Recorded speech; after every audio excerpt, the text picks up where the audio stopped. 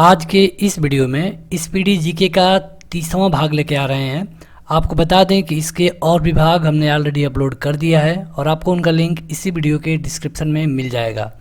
Speedy GK की यह video आपके रेलवे एग्ज़ाम के साथ साथ और भी एक दिवसीय परीक्षाओं के लिए बेहद फ़ायदेमंद साबित होंगी। तो चलिए ये वीडियो शुरू करते हैं।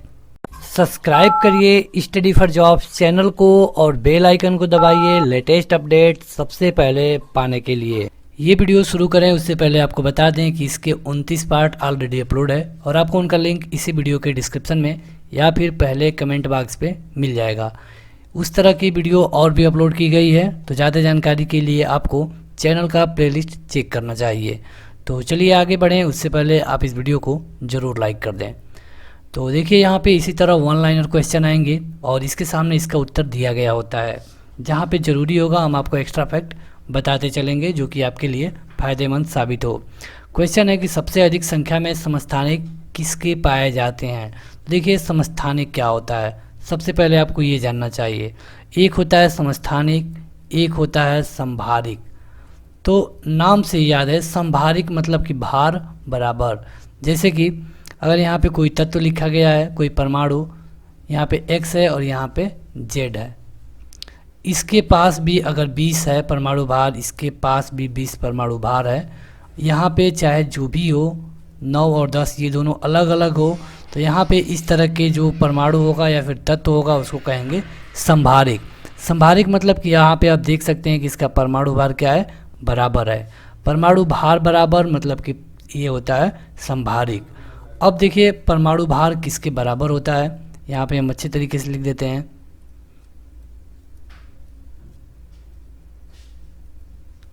यहाँ पे देखिए परमाणु भार बराबर होता है, तो परमाणु भार बराबर होता है जो प्रोटॉन होता है और प्लस न्यूट्रॉन, ये दोनों को अगर जोड़ दिया जाए तो परमाणु भार के बराबर हो जाता है।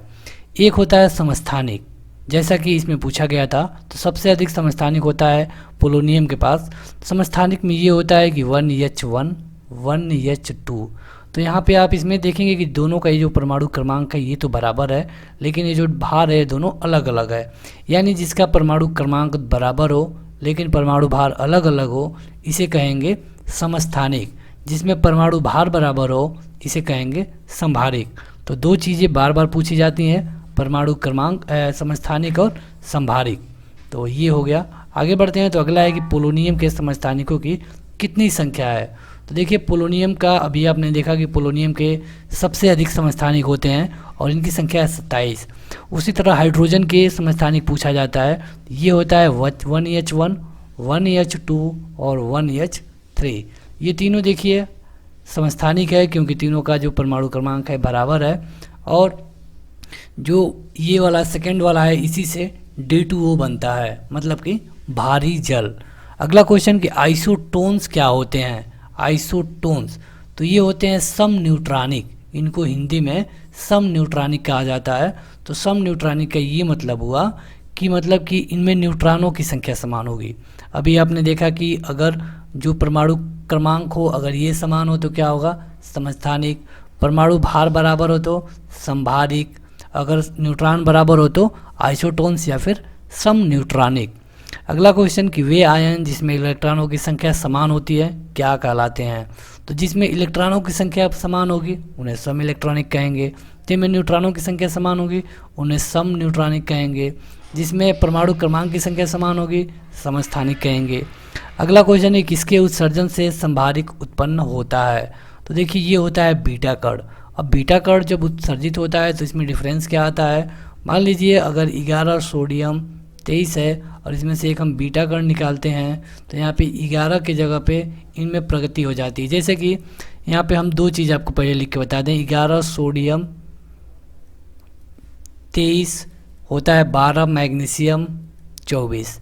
यहाँ पे देखिए दोनों अलग अलग है, दोनों का परमाणु भार परमाणु क्रमांक अलग अलग है। लेकिन अगर सोडियम में से हम एक बीटा कण निकालते हैं तो जो इसका परमाणु क्रमांक होता है इसमें 1 की वृद्धि हो जाती है, मतलब कि 12, अब यहाँ पे ये 23 रहेगा। अब जब ये 12 हो गया, अगर इसको हम सोडियम ही रखें तो देखिए यहाँ पर भी 12 है और इस मैग्नीशियम वाले में भी 12 है। तो जब दोनों का जो ये परमाणु क्रमांक बराबर हो जाएगा तो ये क्या हो जाते हैं, समस्थानिक। इसी तरह जो संभारिक में भी होता है, संभारिक में जो अल्फा कण निकलते हैं तब ऐसी कंडीशन आती है। अगला क्वेश्चन कि कोबाल्ट 60 आमतौर पे विकिरण चिकित्सा में प्रयोग किया जाता है, क्यों? देखिए कोबाल्ट 60 का प्रयोग किया जाता है जो कैंसर हो जाता है जिनको, उनके उपचार के लिए विकिरण चिकित्सालय में। और यहाँ पे जो कोबाल्ट 60 होता है इसमें से गामा किरणें निकलती हैं। अगला क्वेश्चन कि हाइड्रोजन बम कौन से सिद्धांत पे काम करता है? तो हाइड्रोजन बम सिद्धांत पे काम करता है नाभिकीय संलयन के। जैसे कि सौर ऊर्जा में भी जो सूर्य है उसमें से जो आपको सौर ऊर्जा मिलती है, यहाँ पर भी नाभिकीय संलयन की अभिक्रिया होती है। नाभिकीय संलयन में क्या होता है? तो नाभिकीय संलयन में ये होता है कि दो छोटे छोटे नाभिक जुड़ करके एक बड़ा नाभिक बनाते हैं। इसके उलट एक होता है नाभिकीय विखंडन, जिसमें क्या होता है कि एक बड़ा नाभिक टूट के छोटे छोटे नाभिकों में बंट जाता है। तो ये होता है नाभिकीय विखंडन, जैसे कि परमाणु बम में होता है। अगला क्वेश्चन कि एक रेडियोधर्मी पदार्थ की अर्ध आयु 10 दिन है, मतलब कि ये 10 दिन में हो जाएगा आधा। इसका मतलब क्या है? तो इसका मतलब ये है कि देखिए अगर वो जो रेडियोधर्मी पदार्थ है 100 किलो का होगा तो 10 दिनों बाद ये क्या हो जाएगा? 50 किलो का हो जाएगा। फिर 10 दिनों बाद ये क्या होगा? तो 25 किलो का हो जाएगा। मतलब कि इसको 3/4 भाग होने में, तो 100 का 3/4 आप निकालेंगे तो आएगा 75। 3/4 भाग अगर आप निकाल लीजिए यहाँ पे तो आएगा 75, यानी 75% इसका भाग खत्म हो गया, क्योंकि 100 था अब 25 बचा है। तो कितना दिन लगा? 10 दिन यहाँ पे, 10 दिन यहाँ पे, मतलब कि 20 दिन में कितना खत्म हो जाएगा? 3/4 भाग। बचेगा कितना? 1/4 भाग। अगला क्वेश्चन कि एक रेडियोधर्मी तत्व जिसके भारत में सबसे बड़े भंडार पाए जाते हैं, तो ये है थोरियम।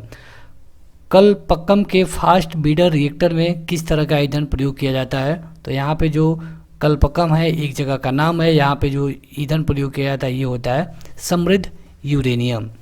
अगला क्वेश्चन कि कैंसर, रक्त कैंसर मतलब जिसको कि ल्यूकेमिया कहते हैं, को नियंत्रित करने के लिए उपयोगी किया जाने वाला रेडियो आइसोटोप्स कौन सा है? तो अभी हमने आपको बताया कि जब कैंसर होता है तो कोबाल्ट 60 का प्रयोग किया जाता है। क्यों? क्योंकि इसमें से गामा किरणें निकलती हैं। अगला क्वेश्चन कि अम्ल वह पदार्थ है, तो देखिए जो अम्ल होगा वो हमेशा प्रोटॉन देगा। जो क्षार होगा, देखिए अगर इसको हम लिखें तो ये अम्ल हो जाएगा, अगर क्षार की बात करें तो इस तरह डिनोट होगा। अगला क्वेश्चन कि अम्ल एवं भस्म के परीक्षण के लिए किसका उपयोग किया जाता है? तो अम्ल और क्षार। तो देखिए अम्ल और क्षार का मतलब कि ये एक पीएच वैल्यू पे काउंट किए जाते हैं और इनका निर्धारण किया गया था। एक वैज्ञानिक थे सारांसन, इन्हीं के द्वारा पीएच वैल्यू बनाई गई। पीएच वैल्यू में एक पैड होता है, यहाँ पे 0 से लेके 14 तक के नंबर होते हैं, यहाँ बीच में 7 होता है। 0 से 7 में जितने भी पदार्थ आएंगे ये अम्ल होंगे, 7 से लेके 14 के बीच में जो भी आएगा इसे बेस कहते हैं या फिर क्षार कहते हैं या फिर भस्म कहते हैं। ये हो जाता है अम्ल क्षार। तो इसमें जो लिटमस है, लिटमस पेपर से चेक किया जाता है। अगला क्वेश्चन कि जो जल में घुलनशील भस्म होते हैं या फिर बेस होते हैं, क्षार होते हैं, उनको क्या कहते हैं? तो क्षार कहा जाता है। और यहाँ पे देखिए पूछा गया है कि पीएच का निर्धारण किसने किया था? तो अभी हमने आपको बताया कि सारेंसन के द्वारा किया गया था पीएच वैल्यू का निर्धारण। अगला क्वेश्चन कि कार्बन डेटिंग किसका आयु निर्धारण के लिए प्रयोग किया जाता है? तो देखिए कोई भी चीज़ कितनी पुरानी है, जैसे एक वैज्ञानिकों को एक हड्डी मिल गई, अब ये हड्डी पता चल गया कि ये किसी वैसे जानवर की है जो इस समय अस्तित्व में नहीं है, तो अब कैसे पता चलेगा कि इसकी लगभग आयु कितनी है जो हड्डी हमको मिली है? तो ये पता चलता है कार्बन डेटिंग से। अगला क्वेश्चन है किसी तत्व के समस्थानिकों के बीच अंतर किनके अलग अलग उपस्थिति के कारण होता है? तो देखिए समस्थानिक मतलब क्या होता है? तो समस्थानिक मतलब कि जिनके परमाणु क्रमांक बराबर हो। तो अगर इनके बीच न्यूट्रॉनों में डिफरेंस होता है तभी समस्थानिक होने के चांसेस बढ़ जाते हैं। अगला क्वेश्चन है किसी परमाणु नाभिक का आइसोटोप वह नाभिक है जिसमें प्रोटॉनों की संख्या वही रहेगी परंतु न्यूट्रॉनों की संख्या भिन्न हो जाती है। देखिए आइसोटोप कहा गया है। अगला क्वेश्चन कि हाइड्रोजन की रेडियो सक्रिय समस्थानिक को क्या कहते हैं? देखिए हाइड्रोजन के 3 समस्थानिक होते हैं और हमने ये शुरू में ही आपको बता दिया था कौन कौन, 1H1, 1H2, 1H3। तो ये होता है ड्यूटेरियम, ये होता है ट्राइटेरियम। तो यही पूछा गया है कि जो हाइड्रोजन का रेडियो सक्रिय समस्थानिक होता है इसे क्या कहते हैं? इसे कहा जाता है ट्राइटियम। इसे क्या कहा जाता है? ड्यूटेरियम। और हाइड्रोजन के कितने समस्थानिक होते हैं? तो 3 हम शुरू से ही आपको बताते आ रहे हैं। अगला क्वेश्चन कि जल में सामान्य लवण मतलब कि कॉमन साल्ट के घोल को क्या होते हैं। तो देखिए जो नमक होता है अगर इसको घोल दिया जाए तो ये उसमें सोडियम का धनायन देगा और क्लोरीन का ऋण आयन देगा, क्योंकि आपको पता है कि NaCl मतलब कि नमक होता है, और जब इसे हम अलग अलग करेंगे तो Na प्लस हो जाएगा और Cl माइनस हो जाएगा। अगला क्वेश्चन कि लवण जो जल को अवशोषण करता है क्या कहलाता है। ये कहलाता है हाइग्रोस्कोपिक लवण। pH मूल्यांक दर्शाता है, तो pH से क्या पता चलता है, जिनका खोज सारेंसन द्वारा किया गया था। तो pH से ये पता चलता है कि जो घोल की आप बात कर रहे हैं वो अम्ल है कि क्षार है। अगर 0 से 7 के बीच होगा तो अम्ल होगा, अगर 7 से 14 के बीच होगा तो क्षार होगा, 7 पे होगा तो न्यूट्रल होता है। अगला क्वेश्चन कि H2O और जलीय NaOH से भरी परख नलियों के विलयन में विभेद कैसे किया जा सकता है। मतलब कि एक में रखा है जल, एक में रखा है NaOH, मतलब कि ये अम्ल हो जाएगा, ये क्षार हो जाएगा। अगर इसे देखा जाए तो ये 7 से कम ही होता है। तो इस कंडीशन में कैसे पता चलेगा कि कौन अम्ल है कौन क्षार है, या फिर कौन पानी है और कौन NaOH है। देखने पे तो दोनों एक ही तरह दिखेगा। तो यहाँ पे लाल लिटमस को डालेंगे, जिसमें से लाल लिटमस नीला हो जाएगा, वो हो जाएगा अम्ल। अगला क्वेश्चन कि भिन्न भिन्न नियत तापों पे गैसों के आयतन दाब आचरण को दर्शाने के लिए आरेखित चक्र क्या कहलाता है। तो ये कहलाता है आइसोथर्मल्स। आइसोथर्मल्स। अगला क्वेश्चन कि आदर्श गैस की ऊर्जा किस पर निर्भर करती है। तो जो आदर्श गैस है इसकी ऊर्जा निर्भर करती है मोल की संख्या पे। अगला क्वेश्चन कि सभी गैसें शून्य आयतन प्राप्त करती है कब। तो जब सभी गैसों का आयतन जो ताप होता है -273 डिग्री सेंटीग्रेड होता है, तब इनका आयतन हो जाता है 0। अब जो ये -273 डिग्री सेंटीग्रेड होता है इसी को कहा जाता है परम ताप। तो देखिए परम ताप का मान कितना होता है, तो -273 डिग्री सेल्सियस। और परम शून्य ताप का क्या होता है, तो यह सैद्धांतिक रूप से सबसे कम तापमान को कहते हैं परम शून्य। तो वीडियो अभी बाकी है, लेकिन जो लोग इस वीडियो को अभी तक लाइक नहीं किए हैं ज़रूर लाइक कर दें। और यहाँ पे इस तरह की वीडियो पे हम देखते हैं कि 10% भी लाइक नहीं हो पा रहे हैं। मतलब कि अगर 1000 लोगों ने देखा तो यहाँ पे 100 लाइक भी नहीं मिल पाता। क्या बात है हमें तो नहीं पता, लेकिन आप लोग ज़्यादा से ज़्यादा इसे कमेंट करिए, इसे अपने दोस्तों में शेयर करिए। हमें कमेंट करके बताइए कि आपको यह वीडियो कैसी लग रही है। अगला क्वेश्चन है गैसों के विसरण का नियम किसने दिया था।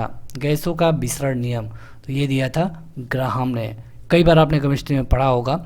अगला क्वेश्चन कि वायु से हल्की गैस कौन सी है। तो वायु से हल्की है अमोनिया।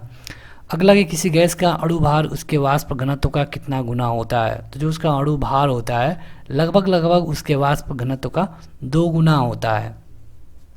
अगला क्वेश्चन कि ताप एवं दबाव की समान अवस्थाओं में विभिन्न गैसों के समान आयतन में किसकी संख्या समान होती है। देखिए अगर ताप और दबाव की समान अवस्था में जो विभिन्न गैस के समान आयतन में उनके जो अणु होंगे उनकी संख्या हमेशा समान होगी। अब यहाँ पे एक गैसीय समीकरण आपने पढ़ा होगा, PV बराबर है RT। यहाँ पे एक लगा दिया जाता है N। तो यहाँ पे आपको बताना है कि जो R होता है इसका मतलब क्या है। तो R है 1 मोल गैस का, और इसी को R द्वारा डिनोट किया जाता है।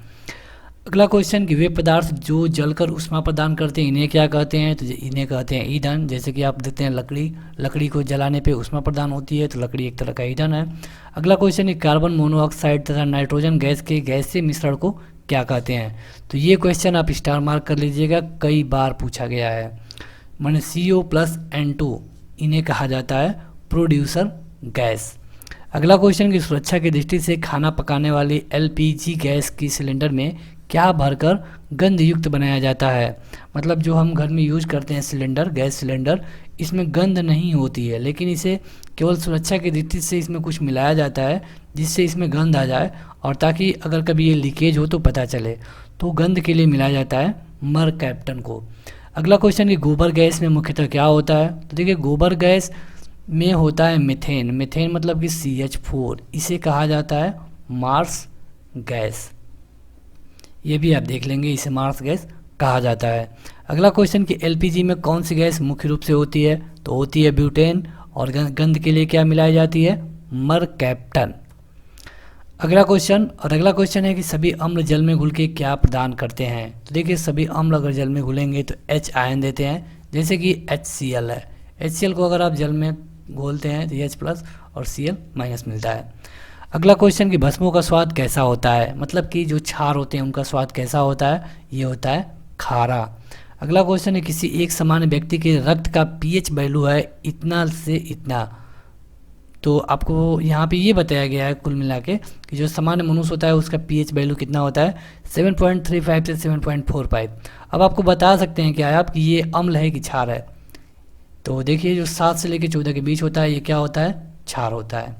अगला क्वेश्चन कि दूध का pH वैल्यू कितना होता है, 6.6। अब ये अम्ल होगा कि क्षार होगा, तो अम्ल होगा। अगला क्वेश्चन कि जो लवण अम्लीय हाइड्रोजन परमाणु या हाइड्रोक्सिल आयन से मुक्त होते हैं वो क्या कहलाते हैं, ये कहलाते हैं सामान्य लवण। और आगे बढ़ें उससे पहले देखिए इस वीडियो के बीच बीच में ऐड आ रहे हैं और यहाँ पे आपको स्किप करने का बटन मिलता है, तो आप इस जो ऐड आ रहे हैं उसको स्किप मत करिए। स्किप ना करने से देखिए आपको 10 सेकंड का रेस्ट भी मिलेगा और उसी ऐड से चैनल को रेवेन्यू भी प्राप्त होता है, जिससे हम फ्री में आपको वीडियो मटेरियल उपलब्ध कराते हैं। अगला क्वेश्चन है कि H2CO3 कैसा लवण है। जो H2CO3 है तो ये अम्लीय है। अब कैसे पता चलेगा, तो अगर इसमें हम लाल लिटमस डालेंगे तो उसे कर देगा नीला। जैसे कि अगला क्वेश्चन में कि कौन से लवण का जलीय विलयन लाल लिटमस को नीला कर देता है, तो ये है Na2CO3।